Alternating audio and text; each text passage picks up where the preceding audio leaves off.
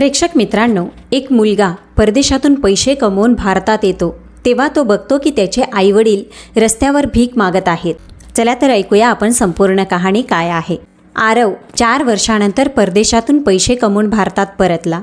त्याने आपल्या घरी काहीही सांगितले नाही. तो एक टॅक्सी करतो आणि थेट टॅक्सी ड्रायव्हरला आपल्या गावाचा पत्ता देतो आणि सांगतो, मला इथे घेऊन चला. टॅक्सी ड्रायव्हर गाडी चालवायला लागतो आणि आरव खूप काही विचार करत असतो. आई वडील मला इतक्या दिवसांनी पाहून किती आनंदी होतील आणि मलाही किती छान वाटेल. हे सगळं विचार करता करता जेव्हा तो शहराच्या बाहेर पडतो तेव्हा टॅक्सी ड्रायव्हर गाडी थांबवतो आणि म्हणतो, साहेब, इथे मला थोडंसं काम आहे. तुम्हाला घाई नसेल तर 2 मिनिटाचं काम आहे, मी ते करून लगेच येतो. तो म्हणतो, ठीक आहे भाऊ, काम करून या, मी इथेच थांबतो. आरव गाडीत बसलेला असतो. तो ड्रायव्हर गाडीतून उतरून निघून जातो. तेवढ्यात आरवचं लक्ष तिथल्या मंदिराबाहेर बसलेल्या भिकाऱ्यांकडे जातं. त्यातला एक वृद्ध व्यक्ती त्यांच्या वडिलांसारखा दिसतो. तो थोडं नीट पाहतो. तो त्याला धक्काच बसतो. तो दुसरं कोणी नसून त्याचे वडीलच होते, ज्यांच्याविषयी त्याच्या पत्नीने सांगितलं होतं की ते गेल्या 4 महिन्यांपासून गावात आहेत. पण मग असा काय प्रकार झाला की त्याचे वडील इथे मंदिराबाहेर भिकाऱ्यांमध्ये बसले होते आणि का त्याच्या पत्नीने सांगितलं होतं की ते गावाला राहतात. प्रेक्षक मित्रांनो, ही कथा बिहारमधल्या एका लहानशा गावातली आहे. त्या गावात एक कुटुंब होतं. आई, वडील आणि त्यांचा मुलगा. वडिलांचं नाव महेश, आईचं नाव मीनल, मुलाचं नाव आरव. हे तिघंही घरात हसत खेळत समाधानाने राहत होते. हळूहळू आरव मोठा होतो. शिकून सवरून लग्न करण्यायोग्य वयाचा होतो. मग आईवडील त्याच्या लग्नाची तयारी करायला लागतात. इकडं तिकडं मुली पाहायला लागतात. शोधता शोधता त्यांना रोशनी नावाची एक मुलगी सापडते आणि तिच्याशी आरवचं लग्न लावून देतात. लग्न झाल्यानंतर नववधू घरी येते आणि सुरुवातीला सगळं अगदी सुरळीत चालू असतं. कोणतीही अडचण नव्हती. पण ज्या गावात आरव आणि त्याचं कुटुंब राहतं ते गाव खूपच मागासलेलं होतं. तिथं मोबाईल नेटवर्कसुद्धा व्यवस्थित मिळत नव्हता आणि वरून वीजही सतत खंडित होत असायची. आरव विचार करतो की मला माझं आयुष्य आईवडिलांसारखं गरिबीत जगायचं नाही. मी शिकलेलो आहे आणि आता एक चांगली नोकरी मिळवून माझं आणि माझ्या कुटुंबाचं आयुष्य चांगलं बनवायचं आहे. म्हणून एक दिवस तो आपल्या आईवडिलांना सांगतो, आई बाबा, जर तुम्हाला काही त्रास नसेल तर आपण शहरात राहायला जाऊया. तिथं मी नोकरी शोधेन आणि तुम्ही दोघंही माझ्यासोबत राहा. आता ही गोष्ट ऐकून जेव्हा आईवडील पाहतात की त्यांचा मुलगा प्रगती करू इच्छितोय तेव्हा तेही कोणताही आढावा घेत नाहीत आणि म्हणतात, ठीक आहे बाळा, जर तुझी इच्छा असेल तर तू आधी शहरात जाऊन नोकरी शोध. चांगली नोकरी मिळाली की मग आम्हाला बोलावून घे. आम्ही तुझ्यासोबत राहायला तयार आहोत. यानंतर आरव थेट आपल्या बिहारमधील गावातून मोठ्या शहरात जातो आणि तिथे स्वतःसाठी नोकरी शोधायला लागतो. जवळपास 6 महिन्यांच्या आत त्याला एक चांगली नोकरी मिळते. तो एक भाड्याचं घरही घेतो. जेव्हा घर घेतो तेव्हा तो आपल्या आईवडिलांना आणि पत्नीला तेथे बोलावून घेतो. सगळे मिळून एकत्र आनंदाने राहायला लागतात. पण आरव जेवढं कमवायचा ते सगळं पैसे घर खर्चातच निघून जायचे. त्यामुळे शहरात स्वतःचं घर घेण्याचं स्वप्न त्याचं अर्धवट राहिलं होतं. तेव्हा तो विचार करतो की असंच चालत राहिलं तर काही होणार नाही. म्हणून तो परदेशात नोकरी करण्याचा विचार करतो. कारण त्याला माहीत असतं की परदेशात चांगले पैसे मिळतात. तो म्हणतो, जर मी तिथे जाऊन थोडा वेळ काम केलं तर परत आलो की स्वतःचं घर घेता येईल आणि कुटुंबालाही नीट जीवन देता येईल. हे सगळं मनात घेऊन आरव आधी आपल्या पत्नी रोशनीशी बोलतो, जी आता सगळं घर नीट सांभाळत होती. ती म्हणते, ठीक आहे, तुम्हाला जायचं असेल तर जा, मला काही हरकत नाही. यानंतर आरव आपल्या आईवडिलांशी बोलतो. जेव्हा आईवडील पाहतात की त्यांचा मुलगा उन्नती करू इच्छितो तेव्हा तेही त्याला थांबवत नाही आणि ते म्हणतात, जा बाळा, तुला विदेशात जायचं असेल तर तू जाऊ शकतोस. तू यशस्वी होशील, मोठा माणूस होशील. लोक म्हणतील महेशचा मुलगा विदेशात कमवतो आणि आम्हालाही खूप आनंद होईल. हे ऐकून आईवडीलही तयार होतात.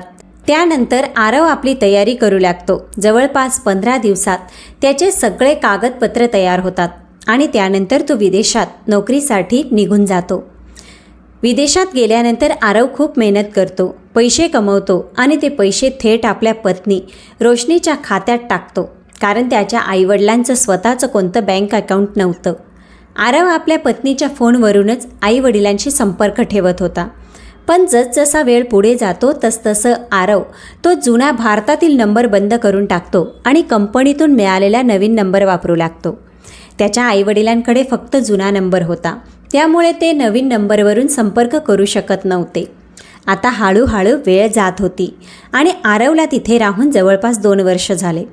आत्तापर्यंत सगळं काही व्यवस्थित होतं.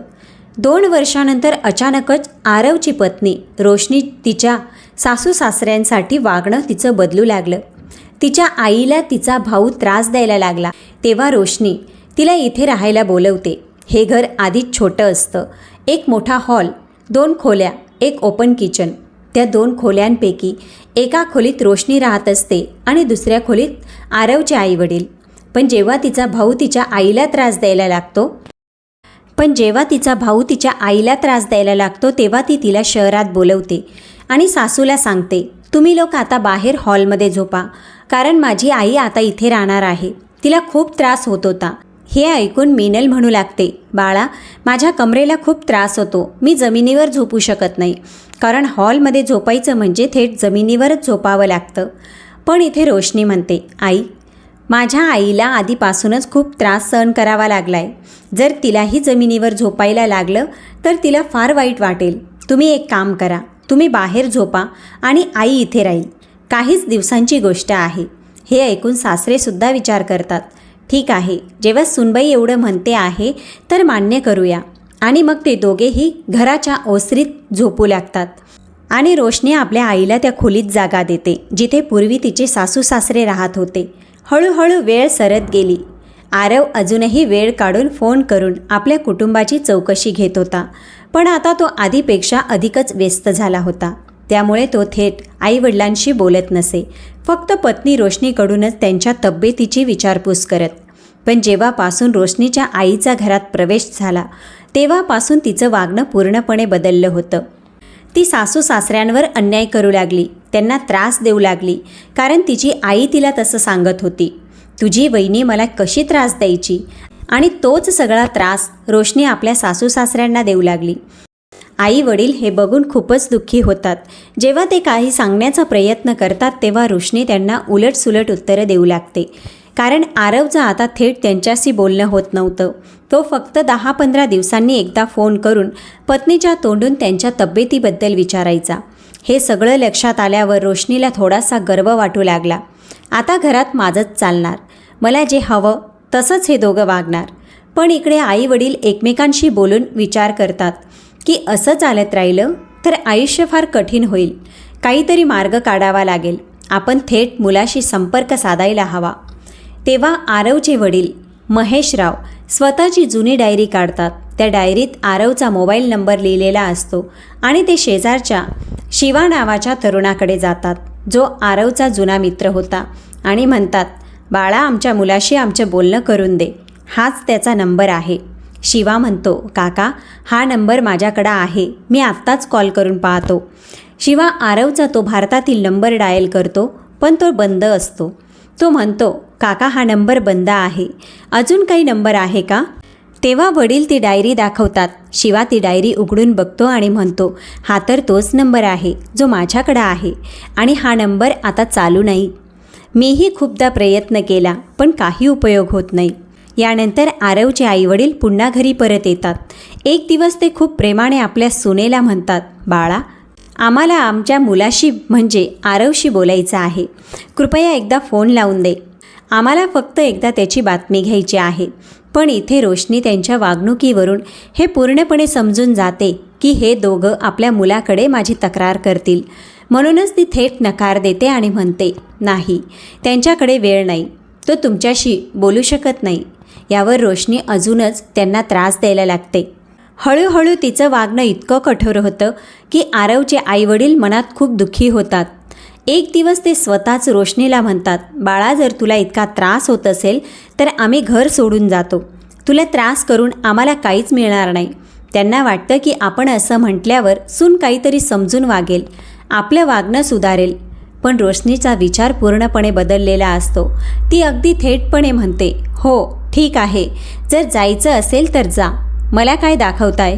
तुम्ही घरात असलात तरी काय करता? ताटात बसून खाणंच असतं ना फक्त. हे ऐकून वृद्ध आईवडिलांच्या डोळ्यात पाणी येतं. ते मनात विचार करू लागतात, आता काय करावं? आपणच तर सांगितलं की आम्ही घर सोडतो, आणि तिनेही खरंच तेच उत्तर दिलं की जा. तिची आई त्या खोलीत बसून हे सगळं बघत असते, पण एकदाही रोशनी हे म्हणत नाही की ठीक आहे, थांबा, मी फक्त असंच म्हणाले, खरंच जायची गरज नाही. त्यानंतर वृद्ध आईवडील थोडंसं सामान बांधायला सुरुवात करतात.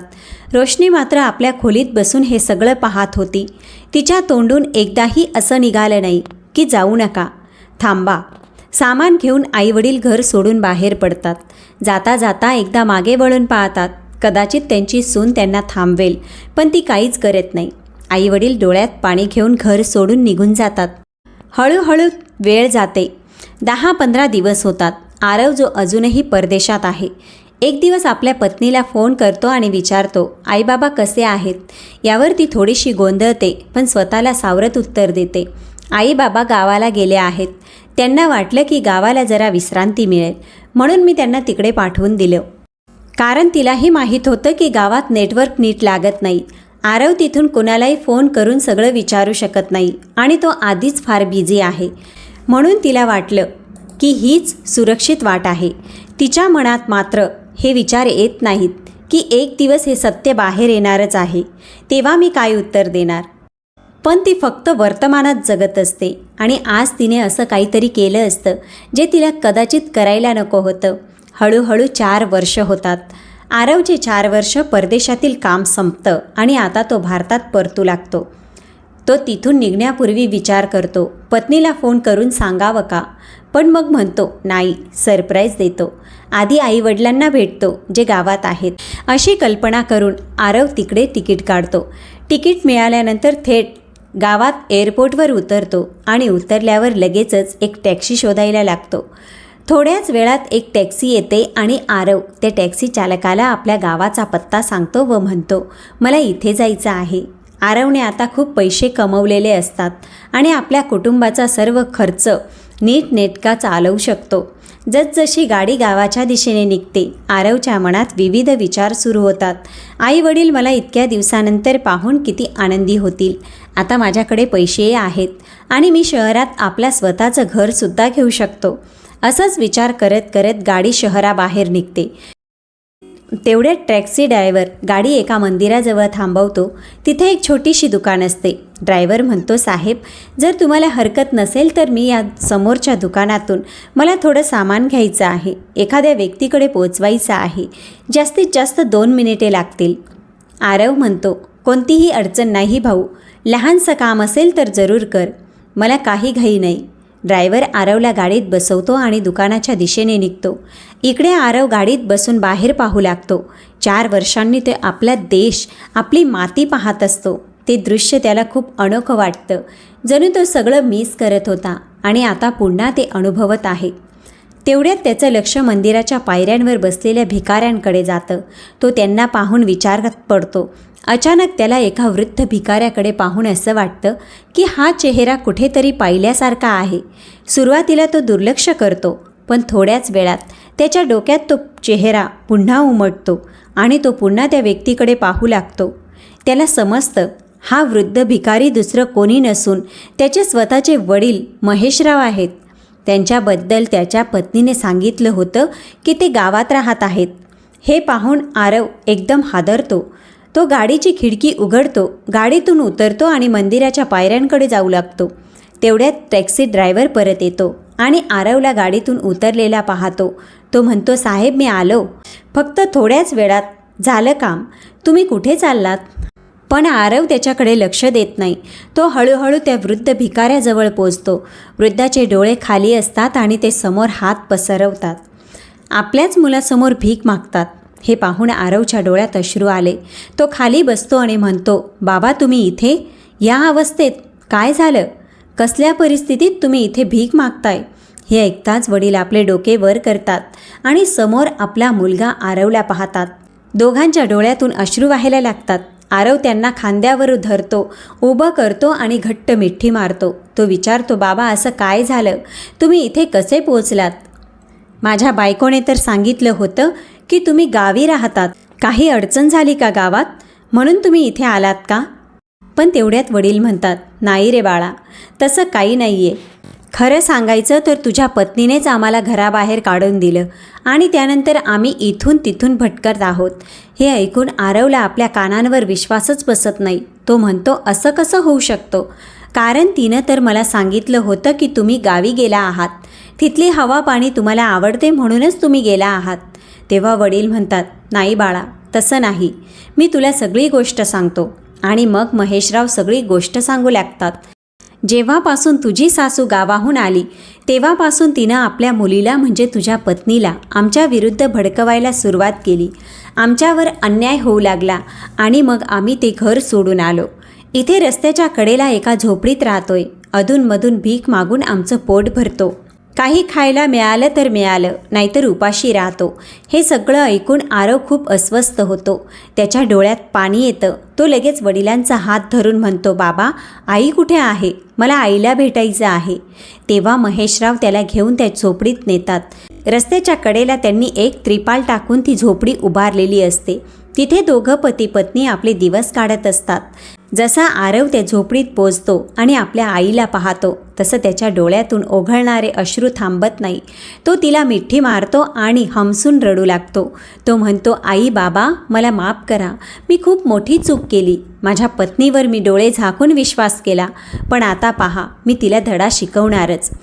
इकडे टॅक्सी ड्रायव्हर हे सगळं ऐकतो आणि तो सुद्धा थक्क होतो. नंतर आरव आपल्या आईवडिलांना टॅक्सीत बसवतो आणि ड्रायव्हरला सांगतो, एखाद्या चांगल्या हॉटेलजवळ गाडी थांबवा. आरव त्यांना हॉटेलमध्ये नेतो. तिथे त्यांना चांगलं जेवण खायला देतो. एक रूम घेतो आणि तिथेच त्यांना थांबायला सांगतो. आरव म्हणतो, आई बाबा, मी संध्याकाळी येतो. आता मला एक अत्यंत गरजेचं काम आहे. असं सांगून आरव तिथून थेट आपल्या घरी निघतो. घरी पोचल्यावर पाहतो की त्याची पत्नी आणि तिची आई दोघी सोफ्यावर बसून टी व्ही पाहत आहेत. हसत खिदळत गप्पा मारत आहेत. जणू काहीच घडलेलं नाही. आरवला पाहून त्याची पत्नी दचकते आणि म्हणते, अरे तुम्ही इथे कसे?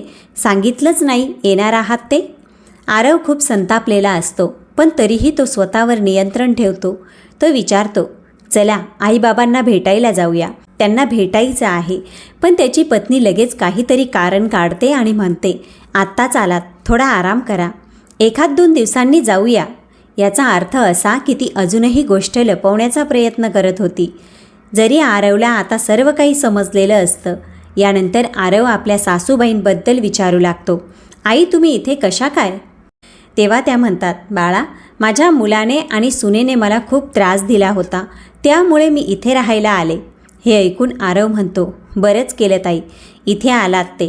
कारण कोणत्याही मुलाला आणि सुनेला आपल्या वृद्ध आईवडिलांना त्रास देण्याचा काहीच अधिकार नसतो. हे ऐकून रोशनीचा चेहरा एकदम फिक्का पडतो. कारण तीसुद्धा आरवच्या आईवडिलांशी असंच वागत होती, जसं आरवच्या आईनं सांगितलं होतं. पण ती लगेच विषय बदलते आणि म्हणते, तू फ्रेश हो, मी तुला गरम गरम जेवण वाढते. तू खूप दुरून आलायस ना? मग तेवढ्यात आरव म्हणतो, नाही, आज जेवण झालंय, पण मला सर्वात आधी तुला खरेदीसाठी घेऊन जायचं आहे.